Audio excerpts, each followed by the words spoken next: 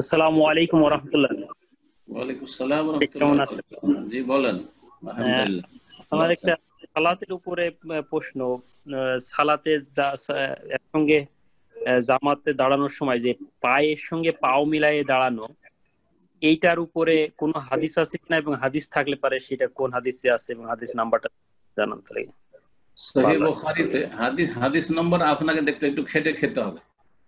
ইসলাম শিখে হাদিস নম্বর চাইলে জনগণ যে হাদিস নম্বর চায়, তখন আমি বলি যে আপনি একটু খেটে খান, একটু আপনি হাদিস বের করে আপনি তলাশ করেন। বাকি কথা হলো যে রাসূলুল্লাহ সাল্লাল্লাহু আলাইহি সাল্লাম সাহাবায়ে কেরামদের আমল ছিল। আনাস রাদিয়াল্লাহু তাআলা আনহু থেকে বর্ণিত সহিহ বুখারীতে রয়েছে যে রাসূলুল্লাহ সাহাবায়ে কেরামরা ইউলজিকুনাল কাদাম বিল কাদাম ওয়াল কাব বিল কাব, হ্যাঁ, বা ইউলজিক আহাদুনা কাবাহু বিকাবিহি ওয়া কাদামাহু বিকাদামিহি, হ্যাঁ, ওয়া মানকিবাহু বিমানকিবি সাহিবিহি। তো রাসূলুল্লাহ সাহাবায়ে কেরামরা বা আমরা, হ্যাঁ, কাঁধের সাথে কাঁধ মিলাইতাম, পায়ের সাথে কদমের সাথে কদম মিলাইতাম, টাকনার সাথে টাকনা মিলাইতাম এইভাবে। কিন্তু এটা এইভাবে নয় যে টাকনার সাথে টাকনা এমন কষ্ট হয়ে যাচ্ছে আর একবারে চেপে ধরেছেন, বিরক্তিকর। না না, এর মানে হচ্ছে যে আপনি শয়তানের জন্য জায়গা ছাড়িয়েন না। কারণ অন্যান্য হাদিসে রয়েছে সুদ্দুল খালাল, সুনান আবু দাউদের হাদিসে রয়েছে ছিদ্রগুলি বন্ধ করো, ওয়ালা তাজালু ফুরুজাতিল লিশ-শায়তান, শয়তানের জন্য খালি জায়গা ছেড়ে দিও না। এরকম বেশ কিছু হাদিস রয়েছে। তারাসু, তোমরা সীসা ঢালাই করা প্রাচীরের মতো হয়ে যাও। তারাস, রাসাস মানে হচ্ছে সীসা। তো সীসা ঢালাই করা কেমন হয়?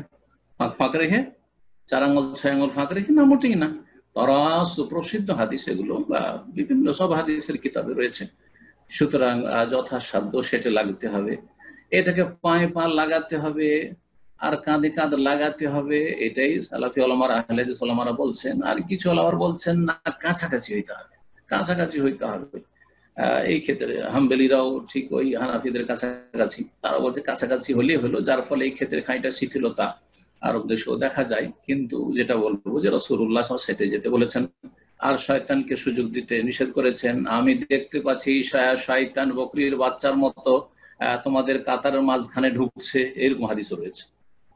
সুতরাং আপনি আপনার সালাতকে সুন্দর করার চেষ্টা করবেন। তবে আপনার পাশের লোক যদি দেখেন যে পায়ে প্রথম লাগিয়ে শুরু করলেন আর কাঁধে লাগিয়ে শুরু করলেন, কিন্তু সে হটে যাচ্ছে, তার গায়ে অ্যালার্জি আছে, মযহাবের অ্যালার্জি আছে, হ্যাঁ, মযহাবি গোড়ামির অ্যালার্জি একটা বড় অ্যালার্জি, তো সুতরাং ও আপনার লাগতে চায় না, তা আপনি তার পিছে পড়বেন না। আপনার খুশু নষ্ট করতে কিছু লোকেরা ভুল করে, মনে করে যে এই সুন্নত কায়েম করতে গিয়ে ওকে পেরেশান করে ছাড়বো, এদিকে ওর সালাতের খুশু গেল।